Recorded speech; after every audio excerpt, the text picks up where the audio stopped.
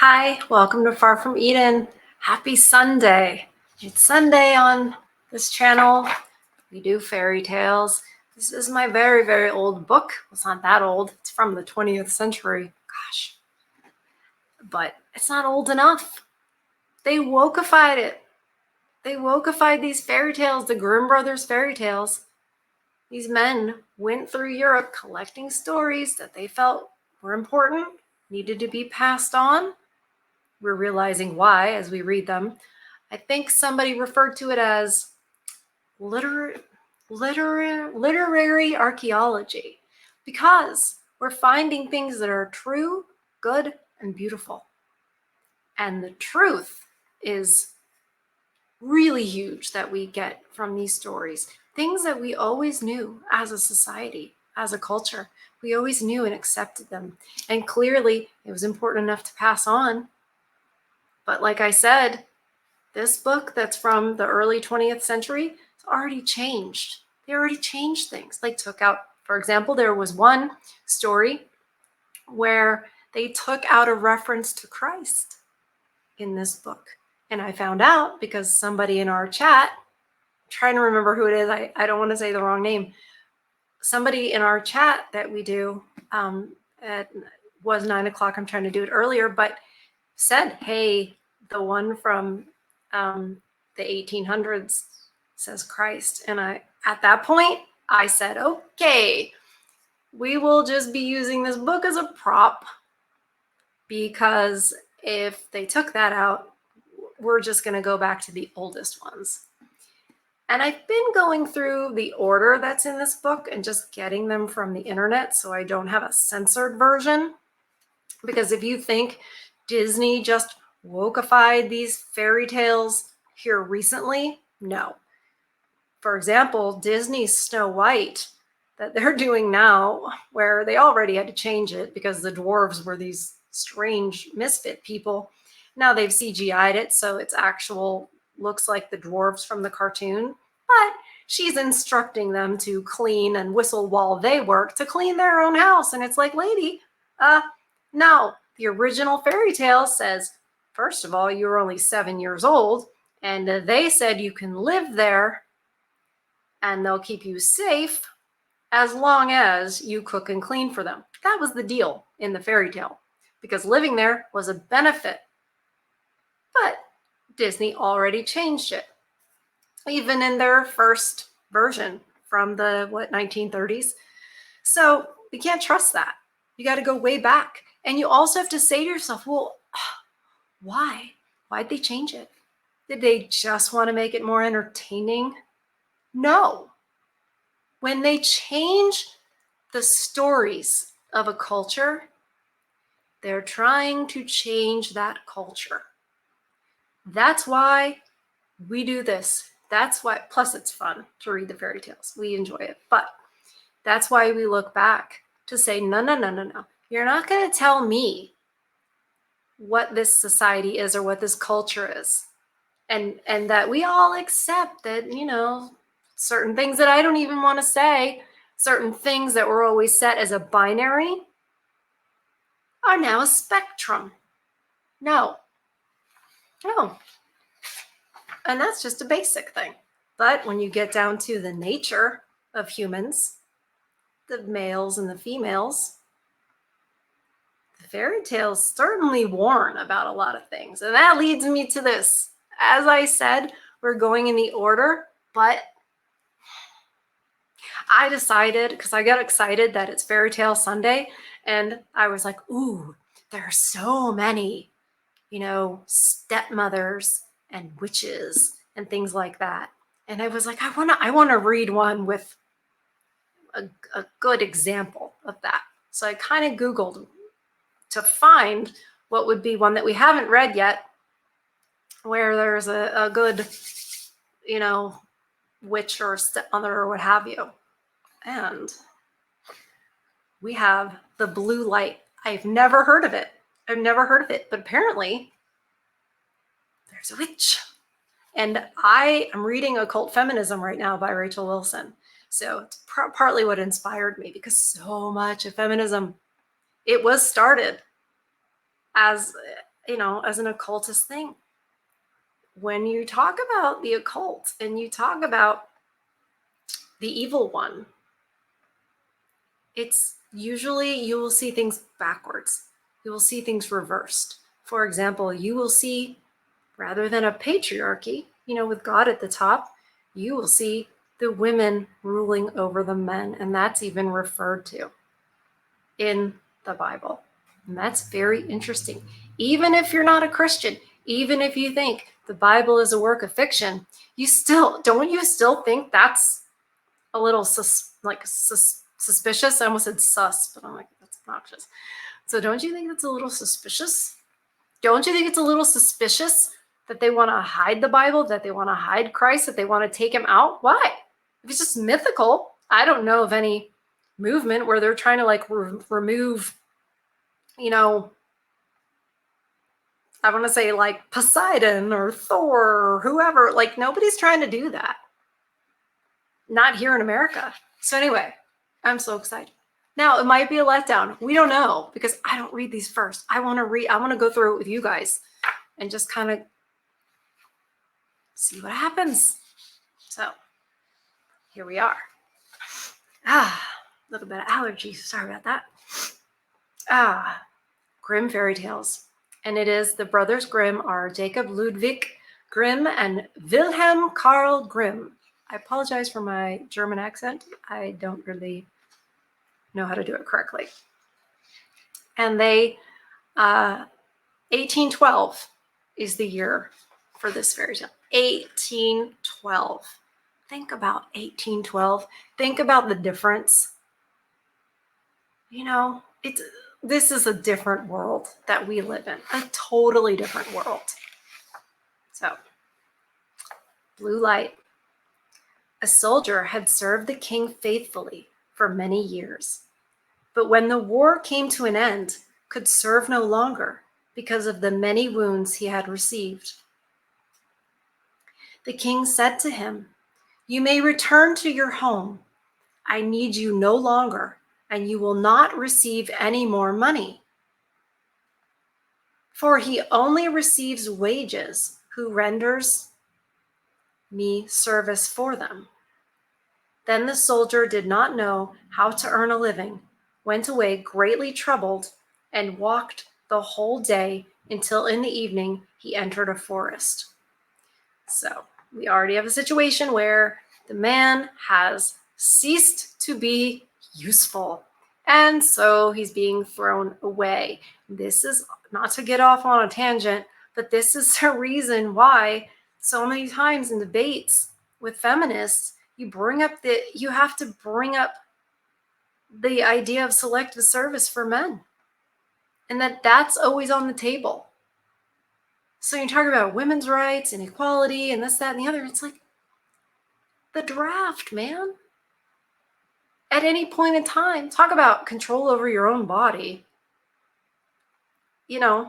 They can just be taken, drafted. You go fight these people. No. So this has happened, and he's no longer useful. So bye. No gratitude, no anything. Just thrown away. When darkness came on, he saw a light, which he went up to, and came to a house wherein lived a witch. "Do give me one night's lodging, and a little to eat and drink," said he to her, "or I shall starve." "Oho," she answered. "Who gives anything to a runaway soldier?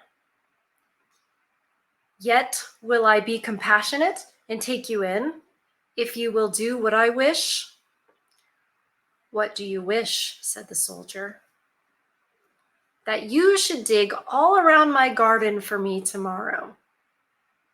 The soldier consented, and the next day labored with all his strength, but could not finish it by the evening. "I see well enough," said the witch, "that you can do no more today, but I will keep you yet another night in payment, for which you must tomorrow chop me a load of wood and make it small." Sorry. That noise just now, if you heard it, was Lola She had a cough. Lola's my little dog, if you're new here. Whenever she distracts me, I'm reminded to ask you, please like the video and subscribe to the channel. I especially would love it if you would like the video because it's one of the fairy tales. And people don't really realize in this day and age how important it is to revive our culture, revive who we are, bring back these things that for whatever reason, the generations before us did not pass on. So please hit the like so it can go far and wide and YouTube will say, hey, maybe I'll show this to people. So, by the way, Lola's fine. She just said that. Sorry. All right, so the witch is, he's exhausted, but she's got more work for him. So she wanted him to chop wood and make it small. The soldier spent the whole day in doing it, and in the evening, the witch proposed that he should stay one night more. Tomorrow, you shall only do me a very trifling piece of work. Behind my house, there is an old dry well, into which my light has fallen. It burns blue and never goes out. And you shall bring it up again for me. Next day, the old woman took him to the well and let him down in a basket. I would not trust that, but at the same time, does he have another choice? Could he be out there hunting, or is he's been thrown away by the king, so he's sort of has to. I don't trust this. I don't know that you should go down into a well when the only person that's going to let you back up again is a witch. He found the blue light and made her a signal to draw him up again. She did not. Oh, sorry. I added a word. I'm so sorry. I'm scared for this man. She did draw him up, but when he came near the edge, she stretched down her hand and wanted to take the blue light away from him. No, said he, perceiving her evil intention. I will not give you the light until I am standing with both feet upon the ground. The witch fell into a passion, let him down again into the well, and went away. Fell into a passion. I'm going to start saying that if I watch these cop cam videos and I see these women freaking out, I'm going to say, they fell into a passion. She had a fit, is what she did. She had a big old temper tantrum. The poor soldier fell without injury on the moist ground, and the blue light went on burning. But of what use was that to him? He saw very well that he could not escape death. He sat for a while very sorrowfully. Then suddenly he felt in his pocket and found his tobacco pipe, which was still half full. This shall be my last pleasure, thought he, pulled it out, lit it at the blue light, and began to smoke. It's a different type of fairy tale, isn't it? When the smoke had circled about the cavern, suddenly a little black dwarf stood before him and said, Lord, what are your commands? What commands have I to give you? Replied the soldier, quite astonished. Oh, I guess he said, what commands have I to give you? I think that was the tone. Replied the soldier, quite astonished. I must do everything you bid me, said the little man. Good, said the soldier. Then in the first place, help me out of this well. The little man took him by the hand and led him through an underground passage. But he did not forget to take the blue light with him. On the way, the dwarf showed him the treasures which the witch had collected and hidden there.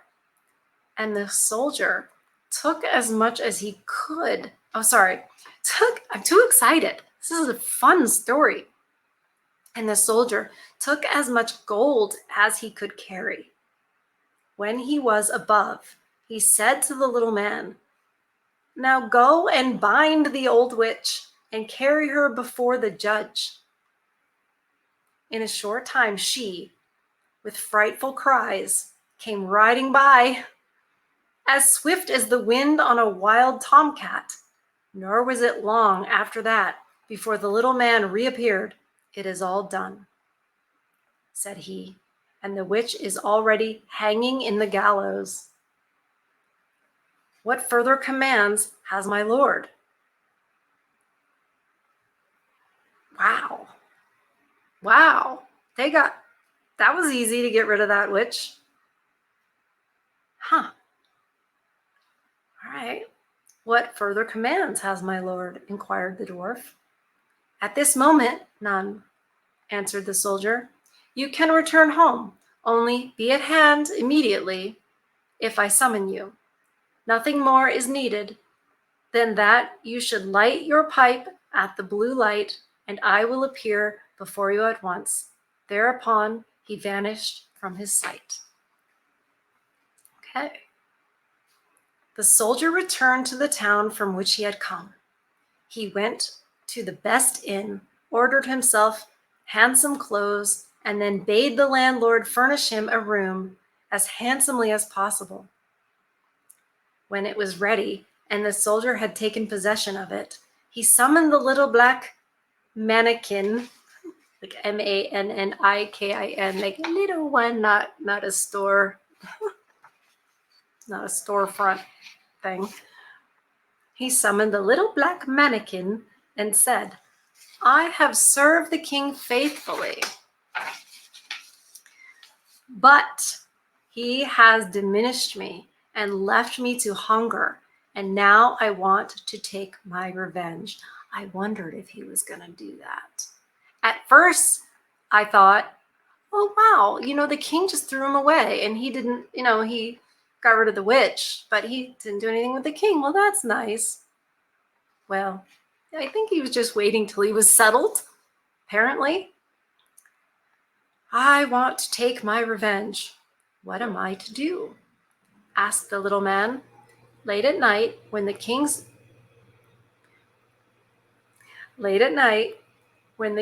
daughter is in bed, bring her here in her sleep. She shall do servant's work for me. The mannikin said, "That is an easy thing for me to do, but a very dangerous thing for you. For if it is discovered, you will fare ill." It's a common theme in the fairy tales that there's a warning, and that if you don't heed that warning, bad things will befall you. I just wonder if that's what's happening here. Okay. When 12 o'clock had struck, the door sprang open, and the mannikin carried in the princess. "Aha! Are you there?" cried the soldier. "Get to your work at once." Wow, he didn't waste any time. "Fetch the broom and sweep the chamber." Isn't it funny that he wanted to take revenge on the king? So what did he do? Basically, kidnapped his daughter. Doesn't that show if taking revenge on the king, and he has this little dwarf guy at his disposal, kind of like a genie. He could do anything, and he chose to make basically like a slave out of his daughter, because he knows a king's daughter is a great asset, and not in an insulting way, as a compliment to the woman. And a lot of guys today who are very anti-feminism will say that's where it started, putting these women up on a pedestal. The problem is there used to be something expected of these women. There used to be duty, right? So anyway, so he's removing this asset. The king doesn't, if his daughter's gone, The king can't, marry her off to, another prince to benefit from that alliance. He doesn't have the status of having this beautiful daughter, etc. Not to mention, he might care about her, but women were valued in a different way, where I would say that feminists don't value women at all. But anyway, don't want to get off on a tangent because the story is good. I'm going to make sure I don't lose my spot as badly as I did last week. Okay, so he's stolen the daughter. Aha, are you there? Cried the soldier. Get to your work at once. Fetch the broom and sweep the chamber. When she had done this, he ordered her to come to his chair, and then he stretched out his feet and said, Pull off my boots for me. And then he threw them in her face and made her pick them up again and clean and brighten them. She, however, did everything he bade her, without opposition, silently and with half-shut eyes. So she's submissive, like this. He's like, take off my boots, and she's like this. Meaning, I think what it means is she's not like, and I know you've seen that look from a lot of women today. They're just like, they've got that attitude in their eyes. She did not have that. She was submissive immediately. This is very interesting. I wonder what this dynamic is interesting, because he's trying to be a real jerk to her, thinking if he does that, it's like humiliating the king. But she's not taking it that way. She's just serving him without opposition. Interesting.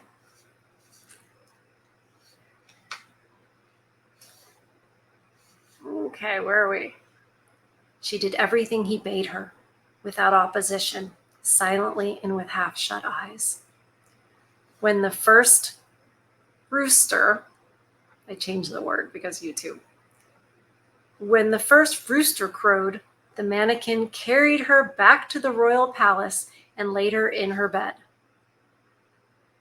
So what does she have to work? Never mind. I won't interrupt anymore. Sorry. Next morning, when the princess arose, she went to her father and told him that she had had a very strange dream.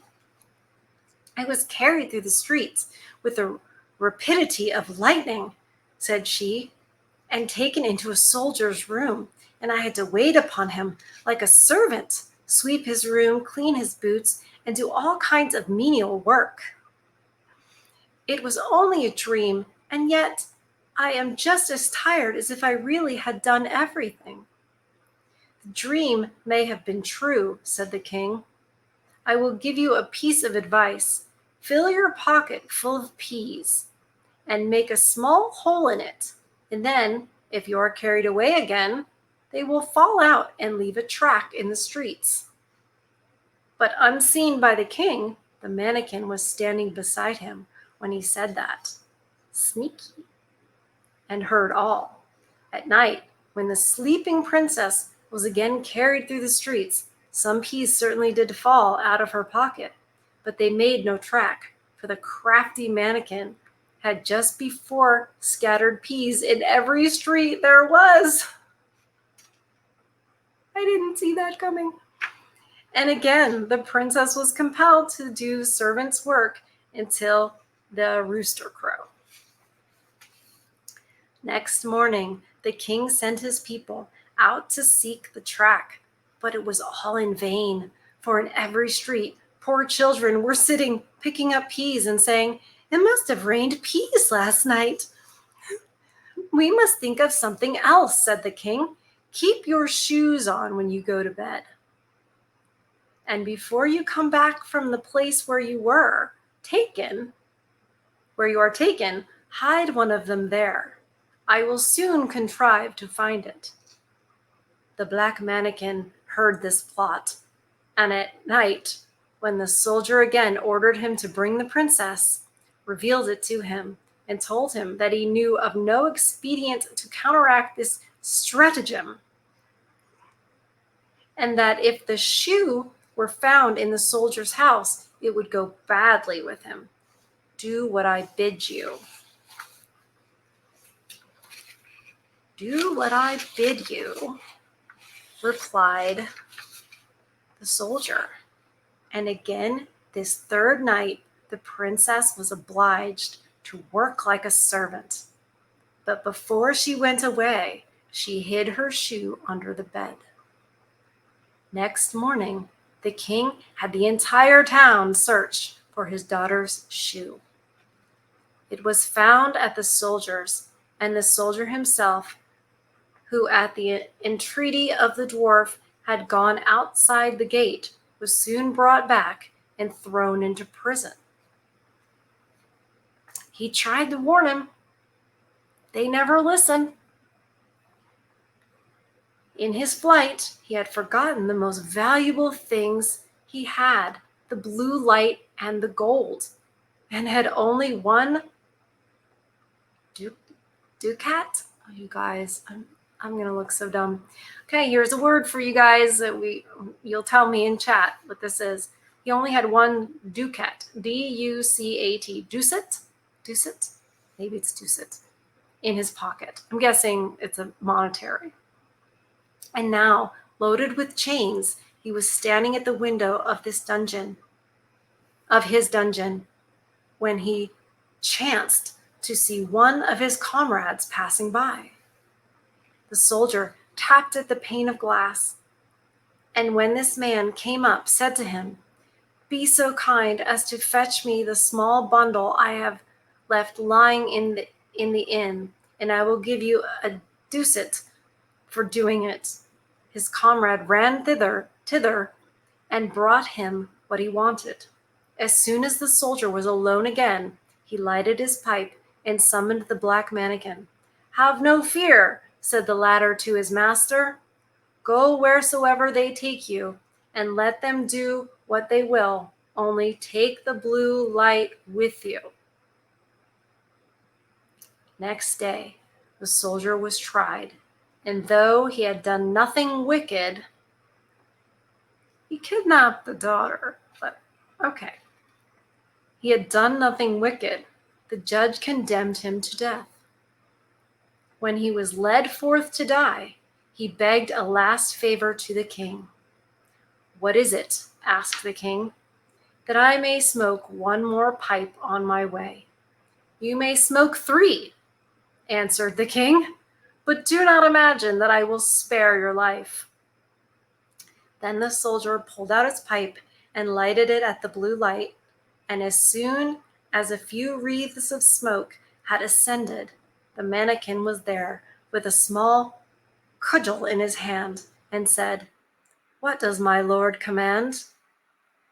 "Strike down to earth that false judge there and his constable, and spare not the king who has treated me so ill."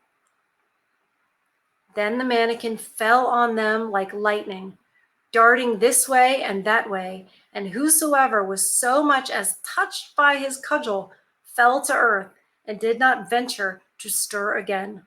The king was terrified. He threw himself on the soldier's mercy, and merely to be allowed to live at all, gave him his kingdom for his own, and the princess to wife. The end. Wow. The soldier, he won in the end. And now the princess is going to be his wife. I think you just shouldn't throw a man away. I in the beginning was like, he's done his job, he's done his work. Boop. No, don't do that. Don't throw men away. I didn't know this was, I don't know if this is a theme, that it's supposed to be a theme of this story or not, but with everything that I study and the issues facing men, there's no way that this is a brand new issue where men are just treated as utilities and then thrown away. This has been going on for a long time, and it was wrong then, and it's wrong now. And it's the women who do it. The women, and the government, the state say, "Oh, we've gotten out of you what we want. Now you're of no use to us. Go away." The king tried to do that. This man was left with nothing.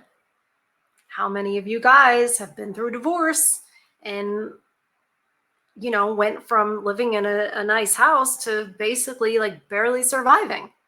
I've heard from you guys. I know it's real. This is not just, I've heard from you guys. This happens. How can these women do that to you? How on earth can you go to court and come out where you have the family home as the woman, and the man is basically like trying not to live on the street? And they're going to jail him if he can't keep up with whatever alimony and child support. I say, if you can't afford the kids, give them to the parent who can.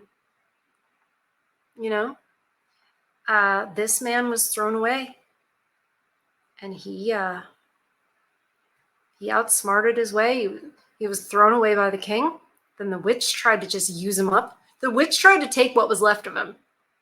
That's what the witch was going to do. Take what was left of him and leave him. And, after he got the blue light out of the well, take that blue light and leave him in the well. She tried to do that. She was like the second wife. And it didn't work.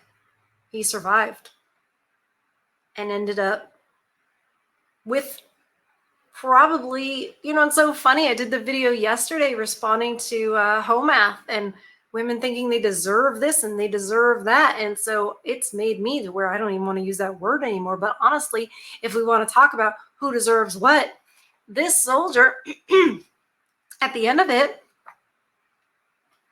actually, because he kept on going and kept fighting and outsmarting and working his way out of it, he ended up on top.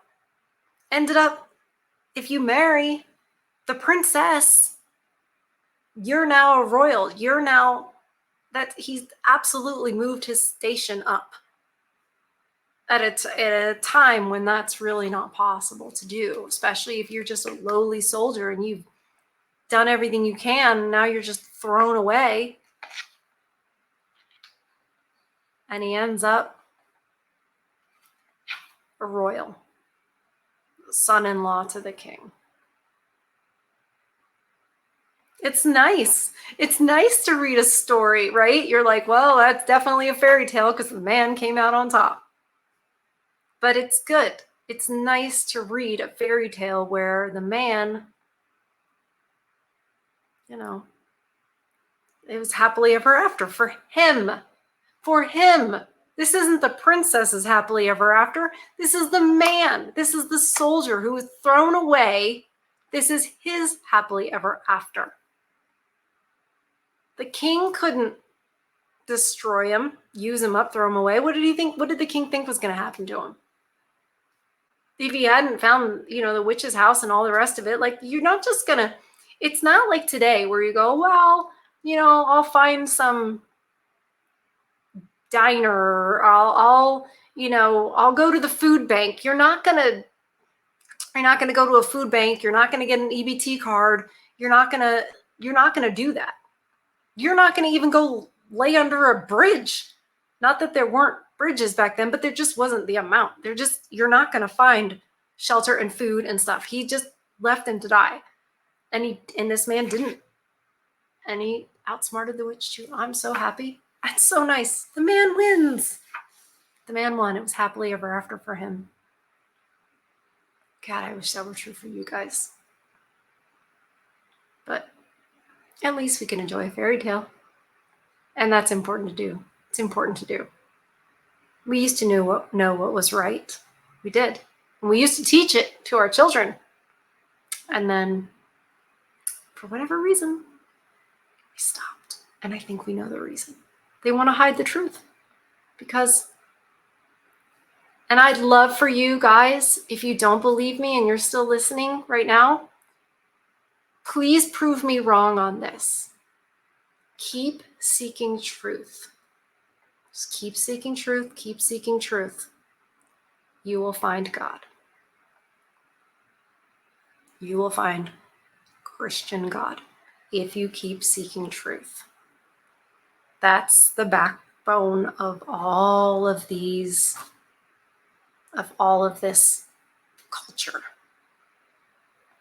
That's what's there. That's where high trust societies come from. It just is. That's why, even though we're not studying the Bible per se, if you study truth and you're seeking truth and saying, okay, what is objectively true and how do we know it? And how do we know what's good? There's only one way. And there's only one way. And it isn't that we came from a protozoa that sprouted legs and crawled out of the water and became we became a fish first, right? It was like a protozoa and a one-celled organism, and then we turned into a fish, and then we sprouted legs, and then we were a lizard, and then we turned into a bird, whatever, and then we were a monkey. I know some of you evolutionists are going to be like, oh, shit, I got it all wrong. You know what? But it's just that ridiculous. No. Seek truth from who we are and what we know. What's empirically true, and what are they trying to hide? And why are they trying so hard to hide it? It's because it's a threat to them. If this was just mythology, it wouldn't be a big threat. So anyway, thank you guys. I love Fairy Tale Sundays, and sorry about skipping ahead, but I just wanted to watch the next one. Will be amazing. I'll be like, oh, we didn't have to skip ahead. But anyway, love you guys. I hope that you're protecting your peace on this Sunday. However that is that you're doing it, set the boundaries you need to set. You know, you need to do that. Your peace is so important. And anybody who tries to steal it does not care about you. And I hope that you fed your soul today. I think about it especially on a Sunday. I understand Saturday was probably the original Sabbath, but it doesn't matter. It matters that we just observe that's important, and it's important to take stock. And when you seek truth and you go to nature, things like that, that's why it feeds your soul, because you're reconnecting to where you came from and who made you. That's why you can feel it on a different level. And I want that for you guys so badly. Okay? I love you guys. And I'll see you on the next one. Take care.